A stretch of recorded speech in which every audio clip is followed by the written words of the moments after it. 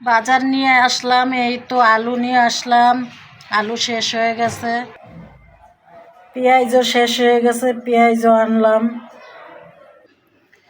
এই তো সব কিছু অল্প অল্প করে নিয়ে আসলাম। প্রতিদিন টাটকা এনে খাওয়াই ভালো, আইনা রাইখা দিয়ে কোনো লাভ নাই বাসি বানাইয়া। হ্যাঁ, এই যে একটা ফুলকপি আনলাম, তারপরে এক মুঠা লাল শাক আনলাম, এই ধনেপাতা, সিম, তারপরে হচ্ছে গিয়ে জলপাই, বেগুন, কাঁচামরিচ, এই তো এই আনলাম।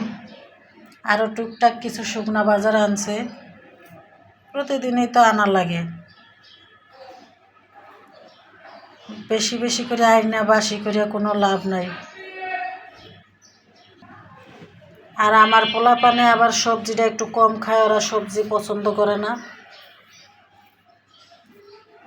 এই জন্য বেশি একটা আনিও না, সবই আনি অল্প অল্প করে আনি। এই যুগের পোলাপান ওরা খাইতেই চায় না, আর আমরা ছোটোবেলায় যেই খাবার খাইছি আমাদের বলাও লাগে নাই।